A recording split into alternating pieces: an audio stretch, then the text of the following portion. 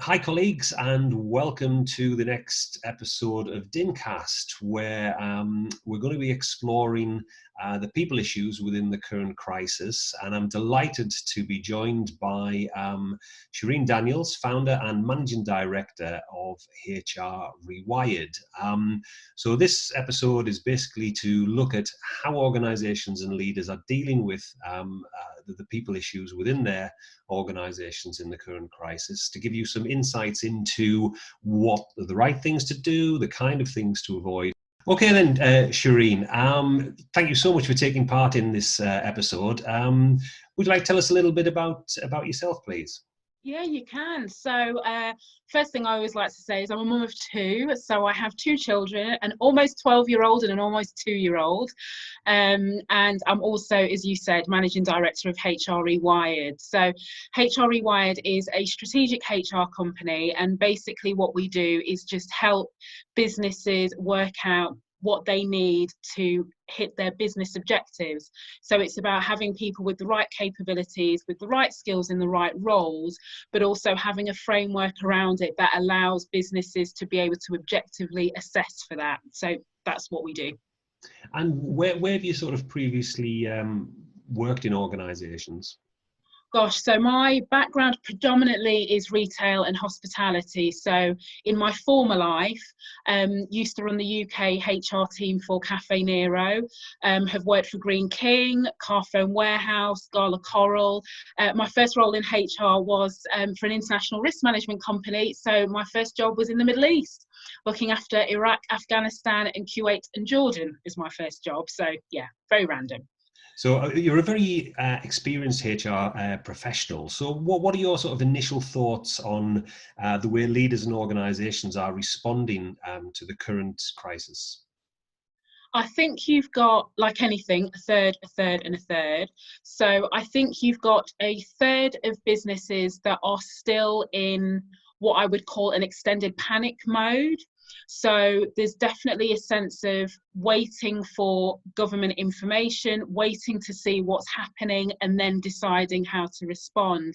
And then every time they're responding to the latest bit of information that comes through, whether that's about shoring up their business rates, whether that's about furloughing their employees, whether that's about, trying to work out how their businesses will or will not stay open. So I think there's a third that sit there. I think there's another third who are agile enough, partly maybe because they're smaller or they've got a bit more of a more nimble business model, who are trying to work out how they can pivot the business. So these may be businesses who don't have leased premises, right? So they can afford to have their employees working remotely, so they can still trade to a point, but they're trying to work out how they can pivot and how they can do that quite quickly. And they'll also be looking at what can they do to kind of weather the storm until we tip the scale and maybe the world starts to go back to a new normal, and then what can they do beyond.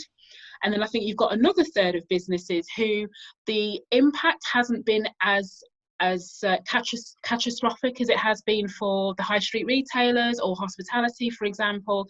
And what they're now doing is a little bit of wait and see, but also knowing they're quite cash rich, so they may not necessarily have to furlough their employees, but the business environment is changing, and I think they are conservatively trying to work out what is it that they do as a business. Do they keep investing? Do they still keep hiring? Do they put a hiring freeze until they know what's what? So that's what I see anyway. A third, and a third. And so how do you think this situation differs from other crises that HR directors and chief execs will have had to deal with? Does it differ, or is it just about scale? No, I think we have never, ever seen anything like it. And bearing in mind that I spent, the 3.5 years of my life in crisis-torn Middle East. So even then, we haven't seen anything like it. Not even the financial crash of 2008. We have not seen a scale like this. And I think where we where it differs is the fact that you have society as a whole. Every single individual is affected. So COVID-19 is probably the ultimate disruptor for organisations. So how do leaders and businesses make sure that the many people that they may employ, who are quite naturally going to be sort of scared at this moment in time, or frightened, or don't have the right information, what would your advice be to those in the exec team to make sure that they support the people working in the organisation and take them with them? So I think one of the things you've got to think about is the roles and responsibilities within your leadership team. So you can't have everybody being on the front line responding to what's going on in the world. So what you've got to think about is who can be the point one or two people whose sole responsibility is to assess all the information that's going on and then present that in a way and go, right, therefore, this is what I think we need to do this is what we need to do as a business in the here and now. So this is purely about crisis management. And then I think you need to have a group of individuals who are thinking about how do we communicate, how do we support all the people within our ecosystem, because you'll have your employees, you will have your suppliers, you will have, the communities. We've seen there are communities that have been devastated by this, and so you need a group of people that are translating what these small group of people who are doing from a crisis management point of view, and then going, right, these are the key messages that we need to go out with. These are the channels that we allow for information to come back. So I think one of the things that I've seen is too often, businesses are pushing out messages. So you see, messages from CEOs and you see messages from MDs, which is great. But what they're not good at is opening the channel to receive feedback, almost to go, okay, how is this affecting you as one of our valued customers, or as our group of customers? How is this affecting you as an employee? So you want to make sure that you've built in those two-way channels really to allow for that. And then the other piece that you also want to be doing is planning for what is life going to be like for the business when we've ridden the crest of the wave, for want of a better word. So, when we hopefully get to grips with the pandemic, and life returns to a new semblance of normality. And by that, I mean where people can leave their houses, where, shops and supermarkets, etc., they can trade as they did to some extent beforehand. What does that mean for the business? What does that mean for your people? But also, what does it mean for your operating model? Because maybe some of the products and services that you were selling before COVID-19, the demand or the economy might have shifted in a way that maybe there's not the demand afterwards. So you have to think about, worst case scenario planning. If nothing else stays the same and everything is a state of flux, what do we need to do differently? And then you go, where do we want the business to be in a year, 18 months time, if we're going to successfully come out of this?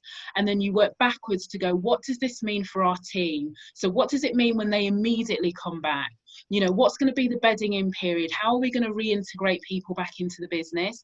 And then how will we move to be able to assess them to see who has the right behavioural traits, who has the right capabilities and the right skills to be able to go to where we need to be in a year, 18 months time? Yeah, I think that's probably something we'll want to revisit in a future episode, Shereen, in terms of, who's looking at what comes next. But can I just go back to one of the important issues that you mentioned there, which was around communication and communicating key messages. What do the sort of leaders need to do to ensure that they get the context and the tone and the perspective right when they communicate, which could, some clearly distressing messages here, and what they communicate and how they communicate is going to be critical, isn't it? It is. And I think what as we all are in this space of, what you've got to be aware of is the fact that your employees are also having access to a lot of information. There's stuff going on social media. If anybody's got more than one news app on their phone, there will be notifications pinging probably every half an hour. And most of it, unfortunately, is not really good news. We're talking about, death tolls increasing. We're talking about, the number of people who have been diagnosed with coronavirus. It is not good news. So I think what you have to bear in mind as a leader is you want to be empathetic and you want to be compassionate, and that's always got to be your first point. You know, I sometimes say to people, imagine you've got your family in a room and you're going to talk to them about what's going on. Do you know what I mean? There's got to be a level of honesty, there's got to be a level of transparency, but there's also got to be a level of what I call realistic optimism. And that is, you know, it's not about, you know, because the messages that we'll be given, it's not great. However, if there are things that you're doing as a business that you know you're trying to protect people's jobs, you're trying to protect the fact that you want to still trade, you know, you're planning different things, you've got different ideas that you want to experiment with, now is the time to let people know that you're working on this, even if you don't have an answer. So it's not to say we've created a new product and service and it's going to be great, or, you know, but give people hope, because that's what they need. Because it's, you know, if you start looking like you're crumbling under that pressure, you know, people will take their cues from you. And what you don't want is people to be thinking, actually, in the next few months, irrespective of whether they're furloughed or not, am I safe here?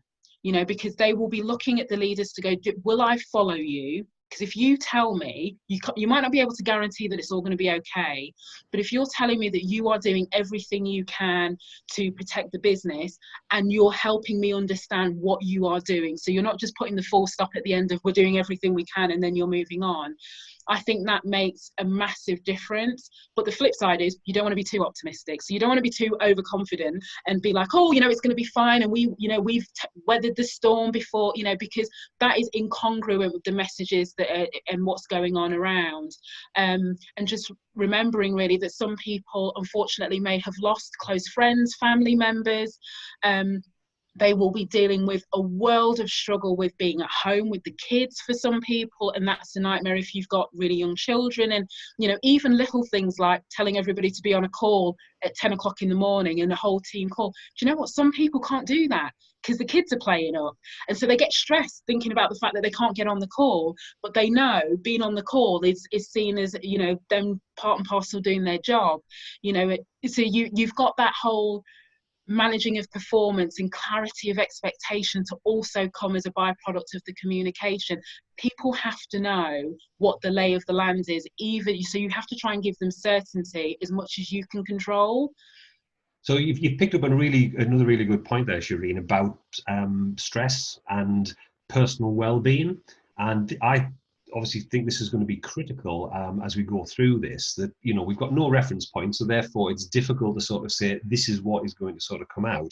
What do you think leaders can do to help manage people's personal well-being? And then what do you think individuals should be doing, particularly those who are now working remotely when they're not used to it, to manage their own personal well-being? So the first thing I would say is that look at the data that you may already be sitting on and you don't recognise the value of that. So one of the things, I was talking to somebody a couple of days ago, and a lot of companies do psychometric testing, right? So when they hire people, they do various versions of behavioural profiling, personality assessments. Have a look at that information if you have it. So if you're a business that do that, go back and have a look at that information, because that will tell you how naturally people are wired.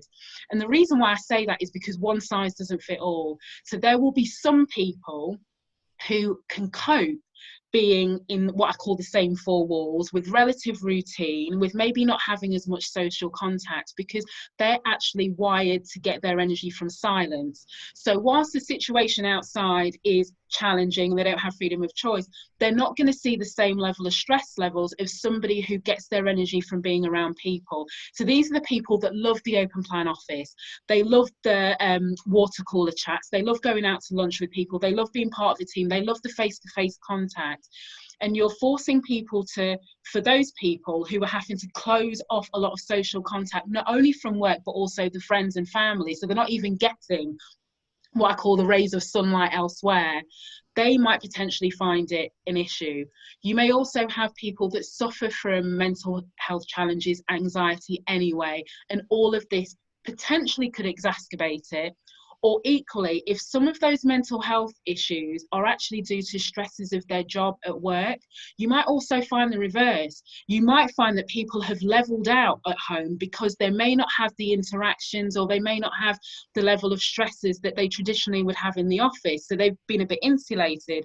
So again, when they go back into the work environment, they may be fine over the next few months, and then going back into the work environment may exacerbate those issues again. So you really want to think about how you can pinpoint what people need on a really individual level. From an individual's point of view, you work remotely, you work across sort of different places and things like that. What can individuals be doing to manage their own personal well-being? Because I would imagine that the normal fixed working day will have to be flexible. You've talked about those people who've got children, and especially sort of young children, so looking at the meeting times. But is it permissible to do things now in a remote way that you wouldn't have done in an office? For example, get up and go for a walk, or get up and go and watch some TV or something like that.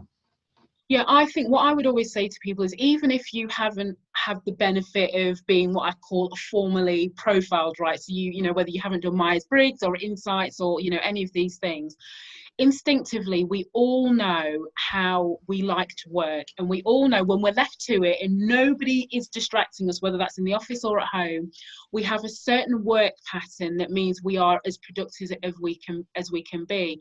I think for leaders, you have to give your people permission to shape their day according to the best time that they're productive. So I'll give you an example. So for me, my partner's up at 5 o'clock in the morning. Off he goes. He's a key worker, so off he's gone. Usually I'm up at 5:30 to 8 o'clock. So I do a chunk of work between 5:30 in the morning at 8 o'clock. You may not see me again online until 2 o'clock in the afternoon, and I might go all the way through till 2 till 6. Now I can do that because I run my own business, and so I can, but for a lot of people, they will instinctively know the times of the day that they can best fit their home responsibilities and also do work. It becomes a challenge if, as a leader, you're still expecting people to follow that same routine that they had when they're in the office. So your virtual town hall, making it 9:30, once every week or whatever, and then expecting everybody to be there. Sometimes people just need to know that they have permission to not come if they can't.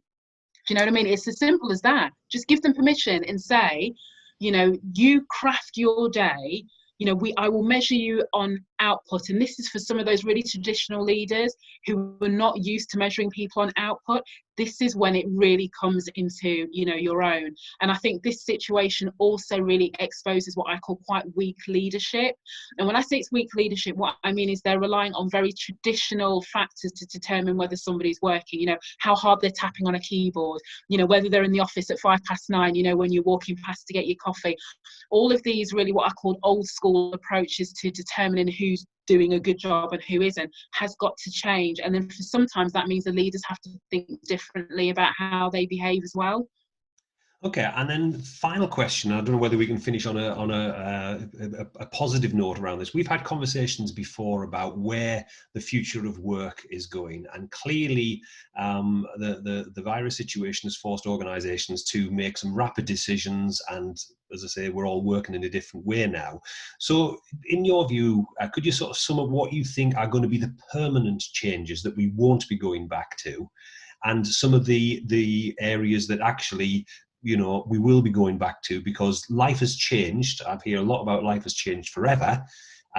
So could you share with us your sense of, what that might look like from a people perspective? So what is it that they have to offer their community above and beyond making money? Because I think we've really seen in this period of time now, businesses who are doing things they never thought they would do. Brewdog making hand sanitizer to be able to go to, the NHS. You've got, somebody who engineered a ventilator and actually open source the designs that they would have never have done because they would have been so fearful about competition. So I think there's some real positives in terms of understanding the wider impact and the wider positive impact that businesses can have when they connect with their communities and allow their employees to connect with communities in a different way. So I think that will be in a positive, and I also think that will be more of an expectation, because it's a bit like if you can do it in a crisis, then maybe we need to, maybe we can do it a little bit more. I I think remote working is going to be interesting. Now, I personally am not a proponent of moving to a complete shift to remote working. My thing is it should always be about choice. Some people do really well with doing a proportion of their time in remote working and proportion not. Others don't. So it's again thinking about what are the best ways that we can get the best out of our people, understanding that we can't control anything anymore. Do you know what I mean? We can't control it. So now, if we loosen the reins a little bit and have them tell us how they prefer to work to be most productive, what their objectives can look like, and we leave them to determine the how, as long as we're clear on the what, I think that will be a positive. And I think leaders thinking differently about what leadership and management means when you may not always may not always be able to eyeball your team. And I think that's a positive, because I think, we are moving into that 21st century, model of leadership where, it is about how you facilitate collaboration. It is about how you utilize technology better to enable people to be more productive, but also how you support them and how you take a really active role in supporting them. And that's not about the interventions that you put in, it's about the things that you do to alleviate those stresses at the root cause. So that's the thing that I think there will be more focus on that going forward. Okay then, Shereen, our time is up. Thank you so much for joining me in conversation this afternoon. Some really, really good insights there. So thank you very much. You're welcome.